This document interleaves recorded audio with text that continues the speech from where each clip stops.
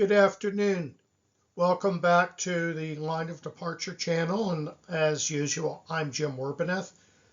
Today, I'm going to return to the longer form PowerPoint-based videos. This one is on the siege of Fort Niagara in 1759 during the French and Indian War. And this is a very rare example of a Vauban-style siege in the New World. Most of the conventional sieges took place in Europe. This one was on the south shore of Lake Ontario, where the Niagara River empties into it. So this is one that I presented at Origins in Columbus in June 2025, and I got some very good questions from the audience, and some of them were really challenging. So I went back and did a little more research to try to preempt any questions that you might have based on the ones that came up in Columbus. So this is the new and improved version of the Siege of Fort Niagara, 1759. And as always, please feel free to like, subscribe to the channel, and of course share with your friends. And this too is one that can be used in the classroom or used as a research resource by students. So without further ado, let's go on to the siege. On the right, we see General Sir William Amherst, who was the commander of British forces in North America at this time, who was implementing a very coherent strategy to destroy French strength on the continent.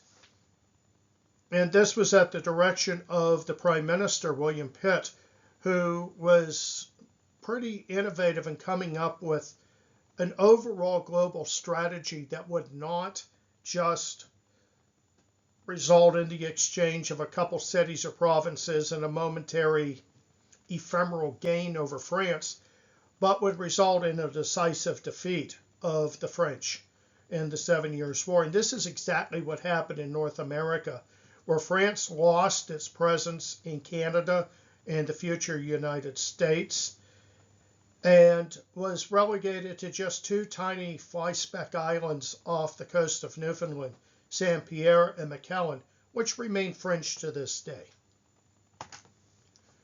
And at this point, Britain is on the offensive, most definitely. So they're not trying to defend North America with their backs to the wall or having abortive missions defeated by the French, as happened at the Monongahela.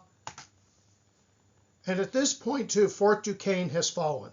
This was a real spark for the conflict. Braddock, of course, was unsuccessful in reaching the fort, and it has fallen at this point in November to General John Forbes, who at the time was actually dying and had to be carried into the forks of the Ohio on a stretcher. And the French never actually defended Fort Duquesne against Forbes. They blew up the fort and retreated up the river to Venango, today Franklin, Pennsylvania. Maybe about a little more than an hour north of me. I'm north of Pittsburgh, about 20 miles north. So it's a fairly easy drive from here, but at the time it remained a very rare French stronghold on the Allegheny. Louisbourg, the big French naval base on Breton Island, which had been built as a counter to the British naval base at Halifax, that fell in July 1758. And this opened the door to the siege of Quebec and the eventual conquest of Montreal. James Wolfe was campaigning before Quebec at this point, which was amounted to the decisive campaign of the war. After this, there was no chance of the French really coming back. especially as they were dependent logistically on France for supplies. Everything had to be shipped to the St. Lawrence River, and without Louisbourg and without Quebec, Montreal was cut off and was really unsustainable. So once Quebec fell, and unfortunately so did Wolfe, and so did his French counterpart, Montcalm. They both died on the Plains of Abraham. Once Quebec fell, it was really just a matter of time before the French were defeated in North America. And Wolfe, at this point, is campaigning before Quebec and about to shut the door on French Canada.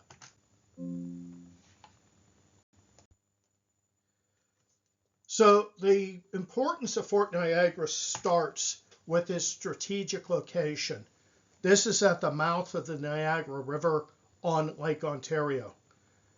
And this is a gateway again to the upper Great Lakes. First, Lake Erie, Fort Presqu'île, Fort Sandusky. And Fort Presqu'île was the post currently the site of Erie, Pennsylvania, that allowed access to French Creek, then the Allegheny River, and eventually to Pittsburgh and the whole Ohio country. Fort Niagara was a door that could be slammed shut by the British on the upper Great Lakes and the Ohio country. It's a large earthen fortress. It's about 43 acres. Now, there are larger fortresses that I visited, but they were all in one of two categories. One is they're built much later, like Fort de Lausanne in Belgium, which was destroyed by the Germans in August 1914 with their Skoda siege guns, which were kind of like coastal mortars that in this case were turned against static forts instead of ships. And Fort de Lausanne and its sisters proved to be very vulnerable, owing to the fact that they were built out of unreinforced concrete in the late 19th century and had been surpassed by fortification in World War I. Also, the other category is the larger fortifications I visited have been cities.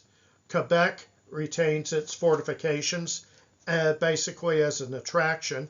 They rebuilt the gates in sort of a fairy tale style, so they're compromised, and after the passage of the age of black powder and bayonets and muzzle-loading artillery, they became decorative rather than actually defensible.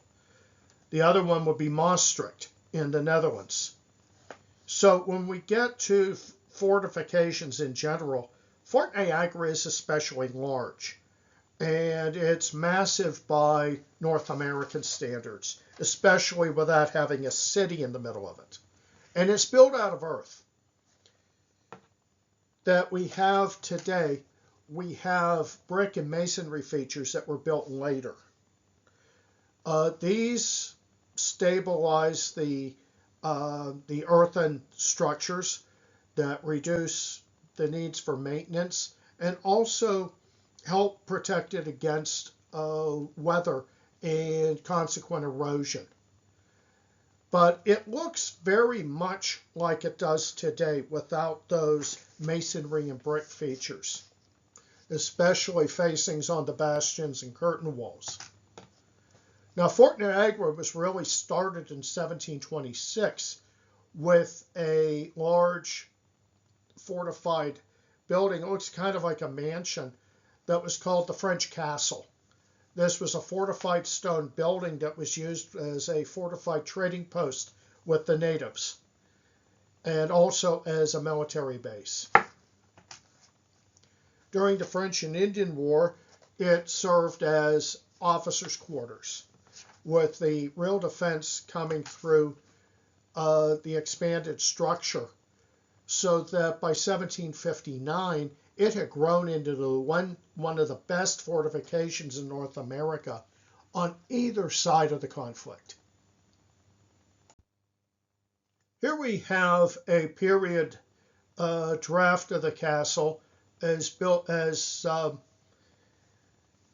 sketched out and drawn by the last commander, and also the one who expanded it to its present form, and the commander during the battle. So we can consider this pretty accurate. Again, it's all earth, and kind of unusually, the castle is not shown here.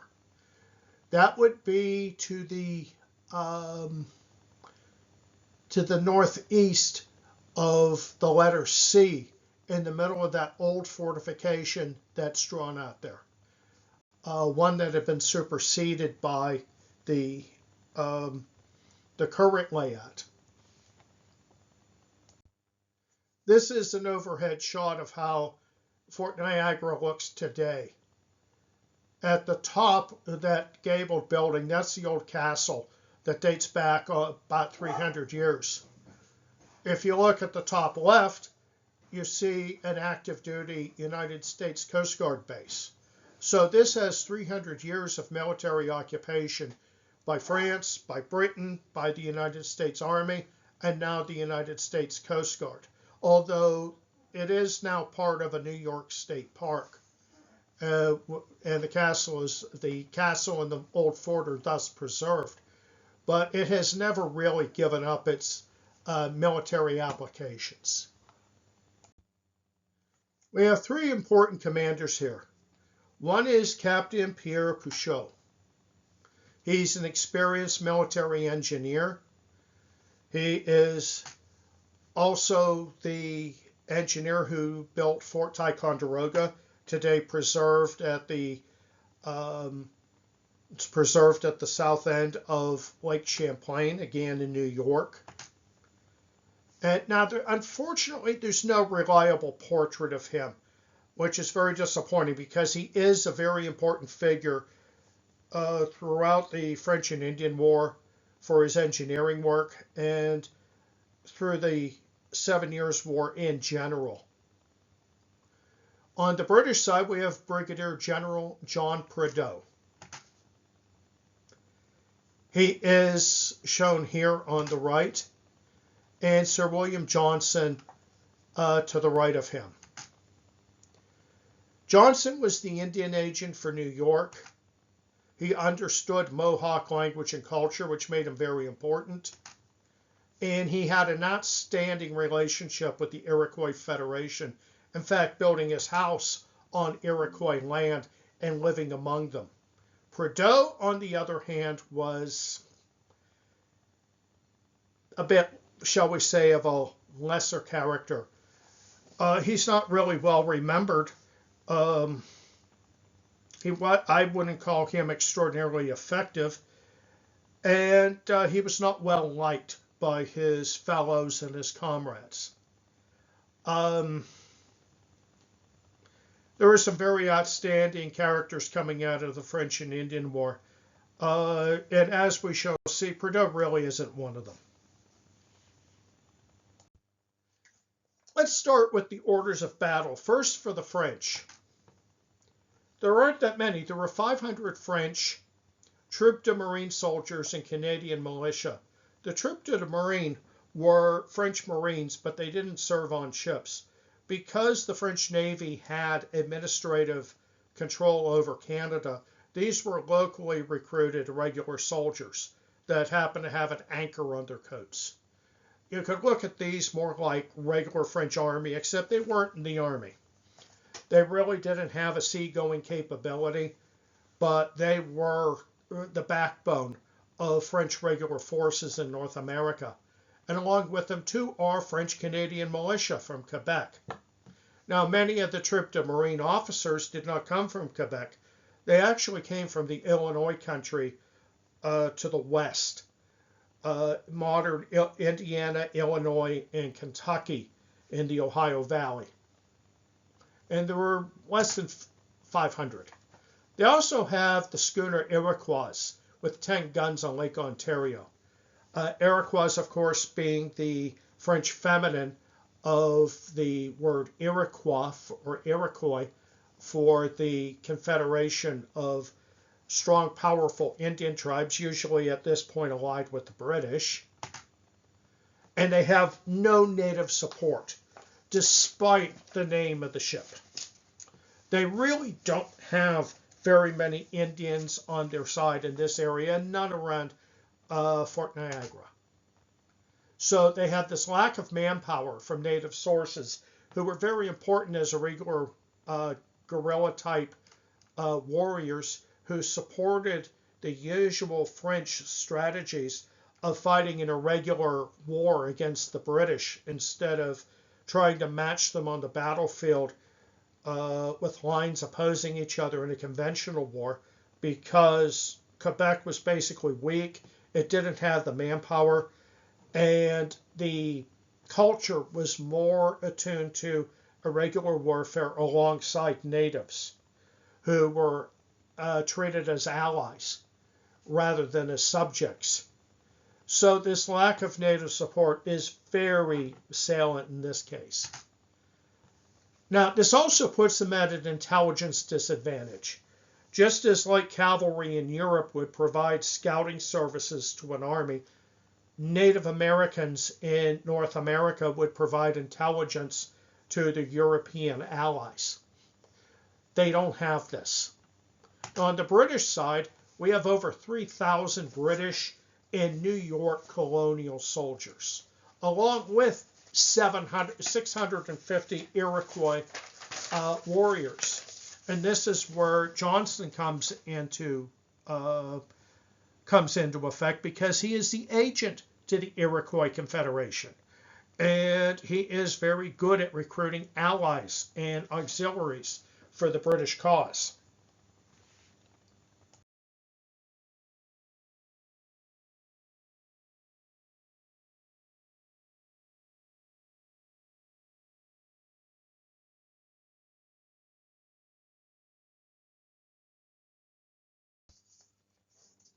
One of the more important areas to consider, and this is the result too of a question from the audience at Origins in June, is the matter of guns.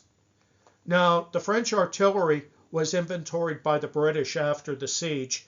Kind of sketchy. There might have been some mistakes. They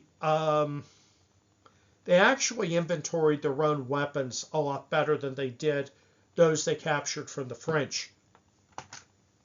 Now, all of these are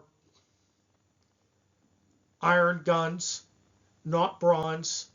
And you start with two 14-pounders that the British cataloged at the end, 19 12-pounders, one 11-pounder, 7 8-pounders, 6 7-pounders, 2 4-pounders, and 5 very light 2-pounder guns.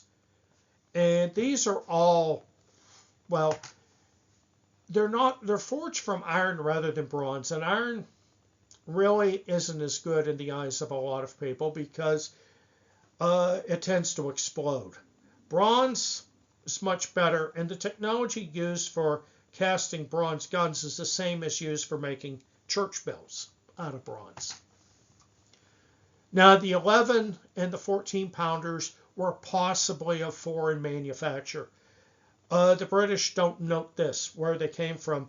There's also the possibility that they were cataloged wrong, that they got the weights wrong due to the difference between a British pound and a French livre. Now, the guns were mounted too on a mix of traveling or field carriages and garrison carriages, the familiar four-wheel carriages with small wheels that we see often on ships that are very similar.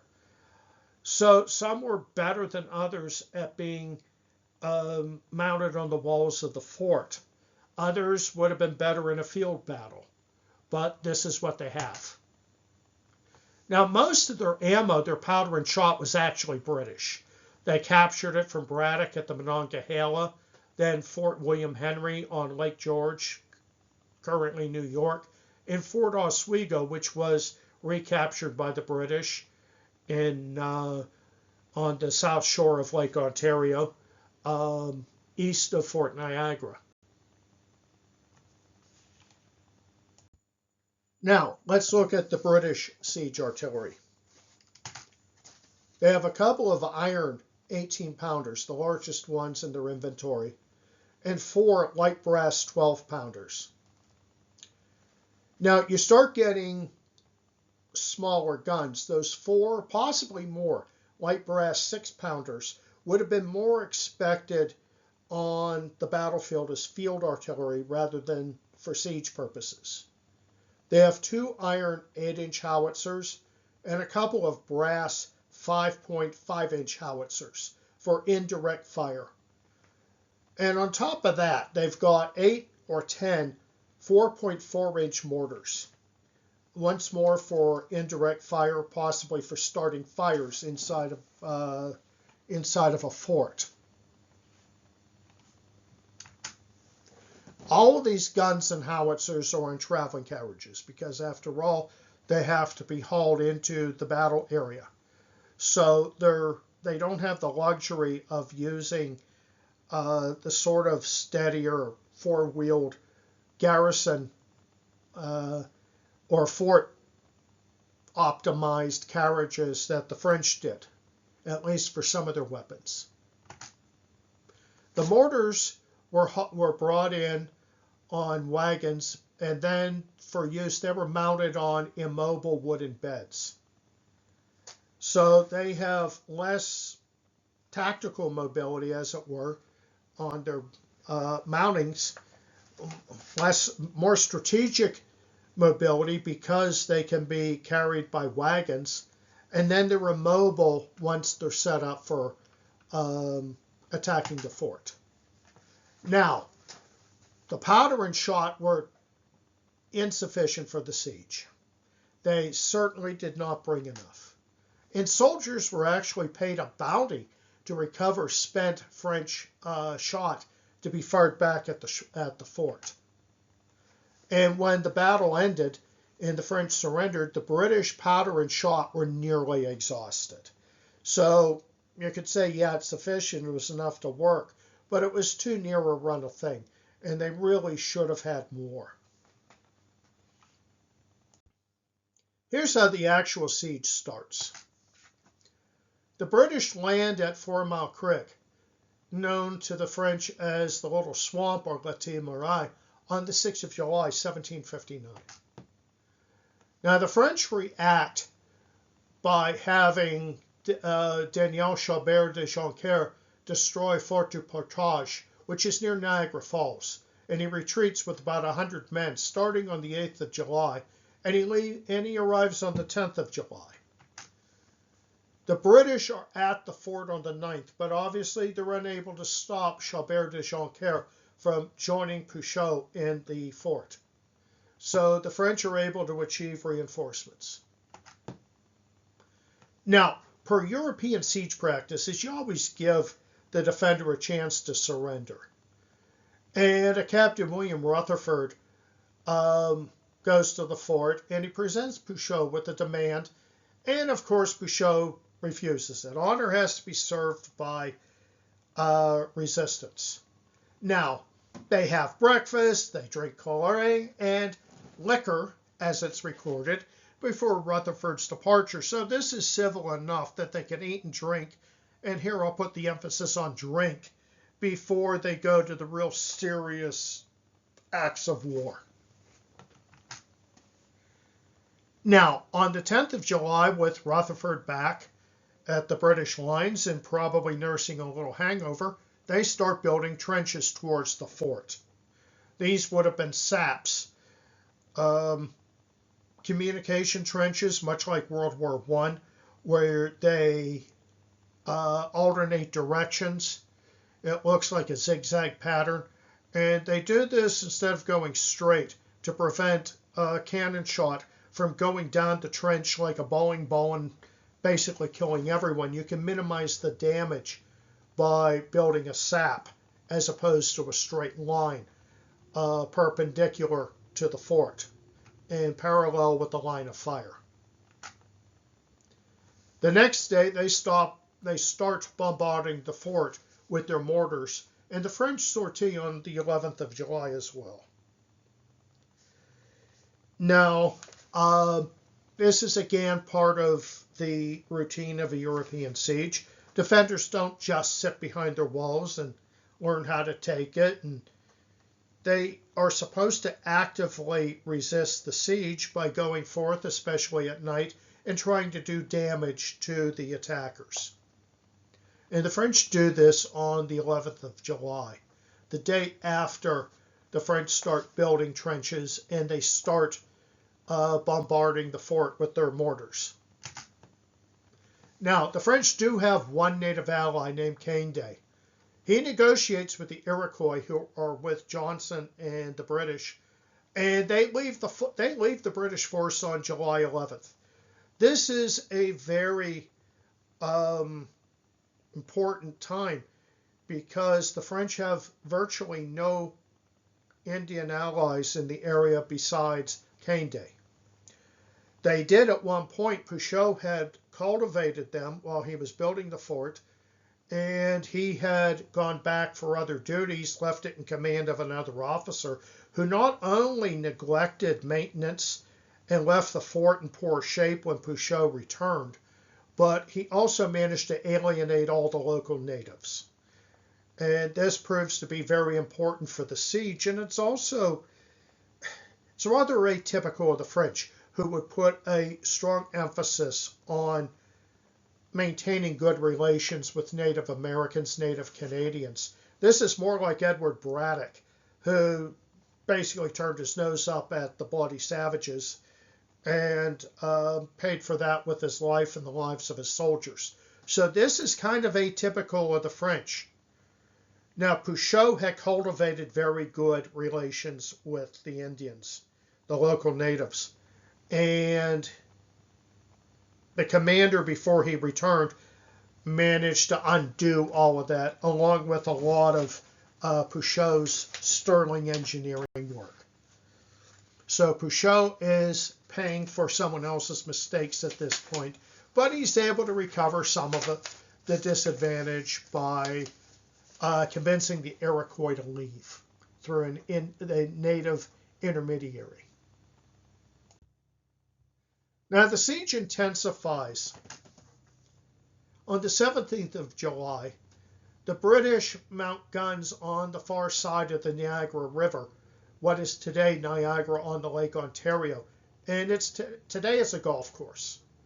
And I've been there. And I didn't play golf, but I visited a much later fort that was built there to protect Ontario from the Fenian Brotherhood after the American Civil War. And they opened fire on the very vulnerable North Bastion on the 17th of July. This is the weakest part of Fort Niagara. It's basically a glorified trench. And the next day, the French suffered their first casualties from cannon fire. Now, the British suffered their own losses, including among the batteries on the today American side to the east of the fort along Lake Ontario. And this includes Prideaux, who's killed by his own mortar. Sir William Johnson takes command on the 20th of July. Now, Johnson really did not have a rank at this point. He is the Indian agent. He had served as an officer in North America, but at this point, technically he's a civilian, at least until Prideaux gets himself killed. And it's a mortar that explodes, or he's standing in front of it when it's fired. Either way, he winds up taking a dirt nap. Here is a very cleaned up, inaccurate version of it on the right side. You see the dirt-filled basket-woven gabions in front of the weapons, in front of the cannons to protect them from French fire. And you see two guys following with Prideaux in the front. Now, it wasn't this neat because he was basically decapitated, whether it was by the whole mortar bomb or just a piece of it after it exploded in within the mortar. Who knows? But This is inaccurate because it shows head attached to body, which was not Prideaux after the explosion. Now, here's how the whole thing ends. The British trenches come close enough to the fort for small arms to disrupt French artillerymen. Now, here's what they do in a siege. They'll build a trench parallel to the fort and perpendicular to the cannon fire, protected by those gabions that we saw in the last slide, and bombard the fort. Then build more saps to get closer, build another trench, open up a battery there, build more saps, get closer, and again, fire as close as you can with your cannons. Now, the British trench comes close enough, not just for the cannons to fire on Fort Niagara, but also for small arms, musketry, to disrupt the French artillerymen. This comes on the 22nd of July. One issue that I see here is that you don't have gun ports you don't have openings at the top of the fort for the cannons to fire through on the French side. That what you have a continuous wall of dirt, and the cannons have to fire over them, so they don't have really enough cover. And this is the French handicap. But the British are able to get close enough to fire their muskets on the French artillery on the 22nd of July, 1759. The North Bastion, that glorified dirt trench, becomes untenable.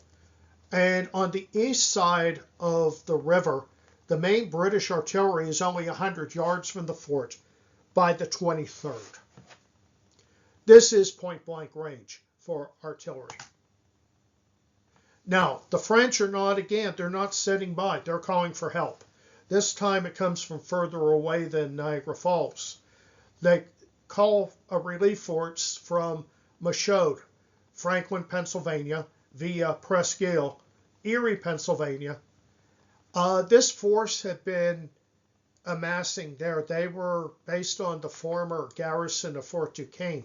They were leaving the option open for a counterattack to drive the British out of the forks of the Ohio again. They had a very weak fort on the banks of the Monongahela, not the point as Fort Pitt and Fort Duquesne were, but Monroe's fort was built basically today. It's the base of Grant Street on the southern end of Pittsburgh, facing south across the Monongahela. The location today is occupied roughly by a PNC Bank operations center, the Parkway East, familiar to anyone who has been stuck in traffic in Pittsburgh, and also the newer Allegheny County Jail, which goes back only about 30 years. But that's on the site of Fort Monroe. Now, Monroe, the commander, interestingly, was a Scot who later joined the Americans during the American Revolution and was killed at the Battle of Princeton fighting under George Washington against the British.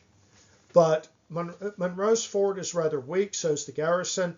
Now, with Fort Niagara under siege, the French give up on retaking Fort Duquesne, the site of Fort Duquesne, the forks of the Ohio, and they march north from Michaud, also known as Venango, in the middle of Venango County today, the town of Franklin, via Presqu'Isle, where they pick up more troops.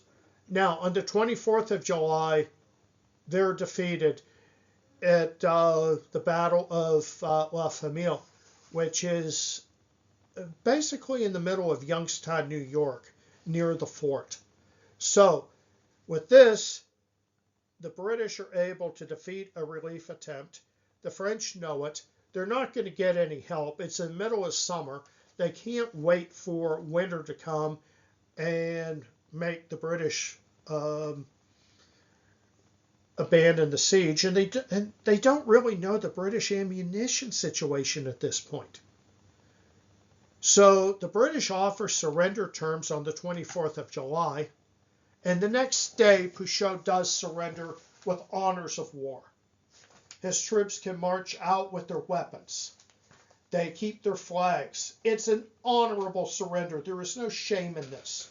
Pouchot and the French and the Canadians have put up the good fight. Honor has been served. They've lost troops. And when they surrender too, remember, food and drink were very important. They have a big banquet with the British victors when they surrender. The officers meet with the British officers. They drink a lot. They eat a lot. Kind of thing that maybe it's a good thing that there were no natives around, because when Fort William Henry surrendered to Montcalm, they did the same thing, and the French allied Indians were deeply offended by this. This was not part of their culture. They didn't believe in all this goodwill. They wanted to loot the survivors, take prisoners, kill some, adopt others into their tribes, and this was deeply offensive to Native Americans at the time. For the British, this was part of call it a dance of honor with a siege, that it ends on a very pleasant note. Now, Pouchot surrenders. It's honorable. His troops march out. Their bravery is basically recognized by the British. There's not a lot of bitterness here. And they go into captivity as prisoners of war on the 26th. And they're housed around New York City, far to the south. So while they're prisoners, it's an honorable imprisonment. You don't see any shame in this. They fought the good fight. They're recognized. They're treated reasonably well, and there are no natives to massacre them, which is a big plus. No massacres is good. What we have here is another period drawing, this one from the British perspective. You see the fort off to the left on the western side of the drawing. The sandbar marked B is now bigger, as shown by earlier overhead photography in the presentation, and this is the site of the Coast Guard base. In the middle, you see the road to the landing place at 4 Mile Creek. And the lettered trenches, letter D and E, are the lines of the British approach trenches, which are D. Those would have been saps rather than straight lines. E are their batteries that they established to bombard the fort. And when they got to E, the French considered their cause doomed, that the French had won, and let's just surrender. There's no point in this. Now, one of the things that I really wonder about is if the French had known the British ammunition plight, if they would have surrendered maybe later, they would have held out for another couple of days. And if the British would have continued the bombardment until they were totally out of powder and shot. Now, this leads to another possibility, which is taking the fort by storm. This is not as pleasant, happy, and honorable as it is when somebody surrenders and are granted the honors of war. They march out, you have a big dinner, you drink a lot, they go into captivity, possibly exchanged for prisoners on the other side, and there were a fair number of prisoners held in Montreal, especially from James Grant's abortive, impetuous attack on Fort Duquesne right before it was attacked by the main body under Forbes, and the French gave up. Well, he was supposed to do a reconnaissance force, and he got to where the Allegheny County Courthouse is now on Grant Street, where his command was destroyed by the French. He and a lot of his men were taken prisoners and sent to Montreal. Now, the possibility is that you take prisoners, you can exchange them for guys that the other side has. When you storm the fort, this becomes far less probable because troops get out of control. The Duke of Wellington found this out in the peninsula. When they would take a Spanish city, his troops would loot and burn, and in at least one case even threatened him when he tried to get them under control. That this turns into savagery. And it's why they have the honors of war, why a surrender can be honorable, because you don't want to have the kind of violence that you end up with sacking a city. If you're a student of the 30 Years' War, there are plenty additional opportunities to see precedent for this. I'm thinking of the Swedish sack of Magdeburg, which was absolutely brutal. And it provides a very good example of what not to have. And even without the natives massacring prisoners, taking the fort by storm could have resulted in 100% casualties to the French and a good deal of dishonor on the British. So there is reason here, even with the French, with the British ammunition, the cannon ammunition being basically exhausted, for the French to surrender. Another couple of days wouldn't have made any difference, except maybe making it all a lot worse. Now, it's one of my customs in my presentations is that if there are war games that can apply to the subject, I try to profile them. There really aren't any that I know of on the siege of Fort Niagara in 1759. So, getting back about 20 years ago, I thought I would fix this. And I was very impressed by the system the SBI used in their Lille module from the War of Spanish Succession in the Art of Siege Quad. It's the only one of those modules that I have. The only game I would really love to get my hands on the full Art of Siege someday. That's kind of a grail game for me, one of the few I have left. So I decided to do something about this and design my own game. This is the war game that didn't happen. And I do have a map. This was done in Corel Draw. You see a forest on the southwest side across the Niagara River, where the British set up batteries to attack the North Bastion. I have a sketch here of the battle. No hexes.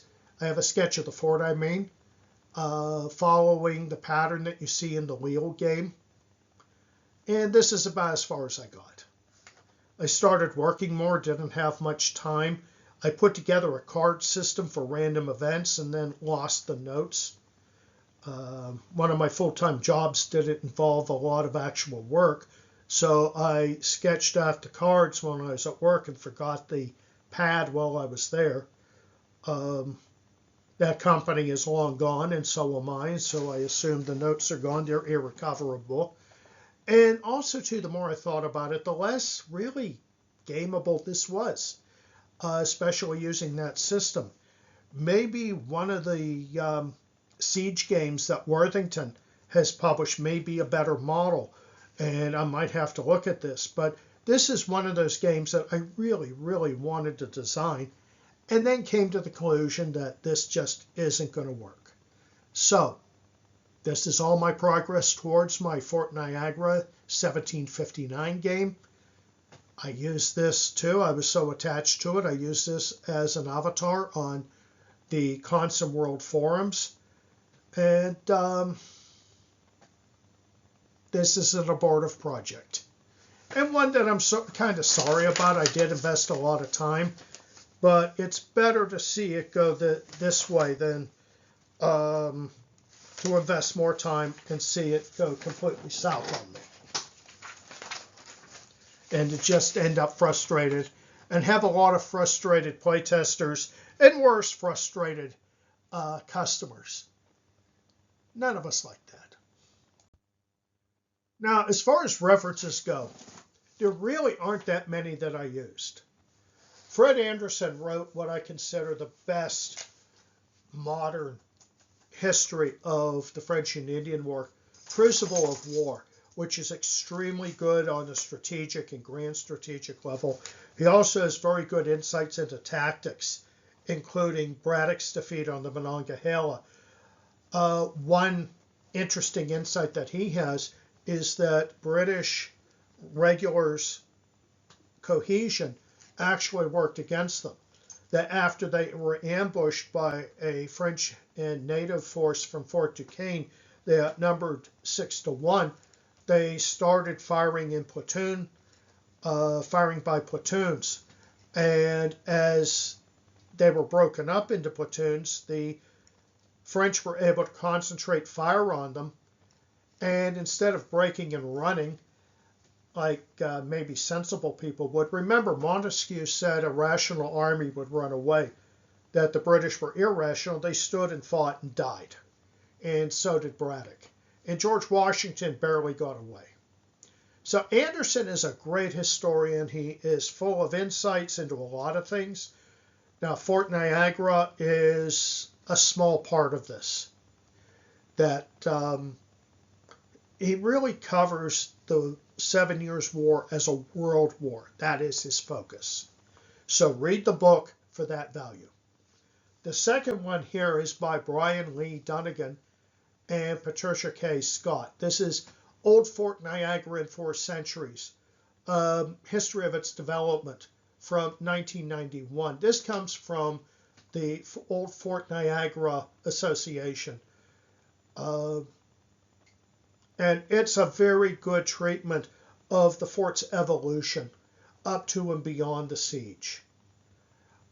The main value here are plans of the fort, which again I used for my Didn't Happen war game. And it's a very good source as far as the engineering goes. With kind of simple maps, but they're maps, and they're there and they're good. Just because they're simple doesn't mean they're worthless. Now, the next one I consider the definitive treatment. And this goes back to 1996. And again, it's published by the Old Fort Niagara Association. And I'm not sure it's the easiest thing to get a hold of today. I bought it in 1996 at the Fort's gift shop, which is the time that I really got the idea that this was something worth simulating. I was on vacation. I went by myself to Niagara Falls and then went to the forts around the Niagara River and the battlefields going up to the War of 1812. And Fort Niagara was, of course, a mandatory stop. This is the definitive history written by Brian Lee Dunnigan.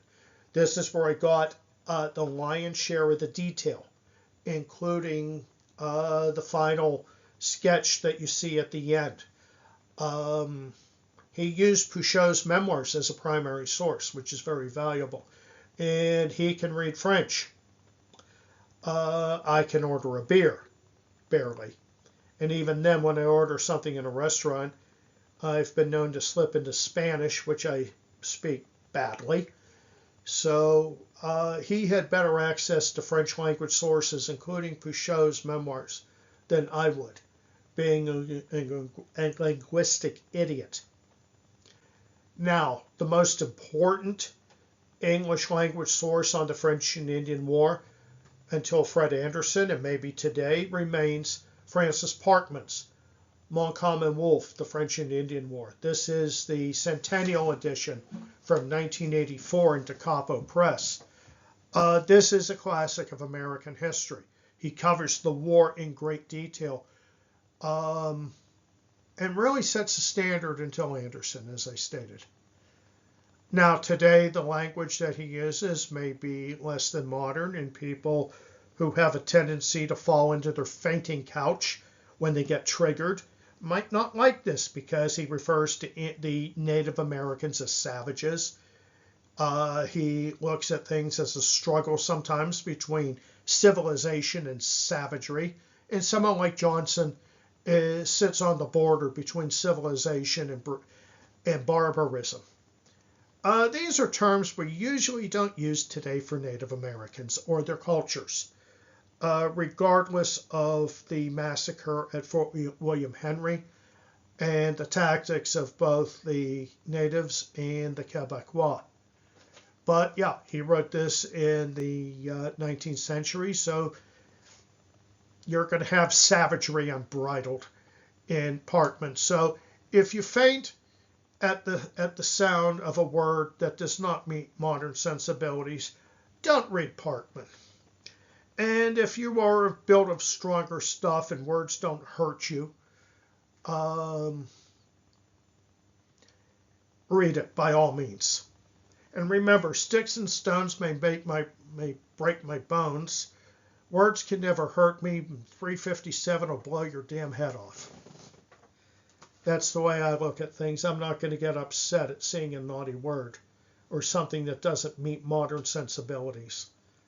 And no one has ever accused me of being politically correct. So, yeah, I reference Parkman for this. Finally, is another site, another source from the old Fort Niagara Association, who have done so much to keep the history alive.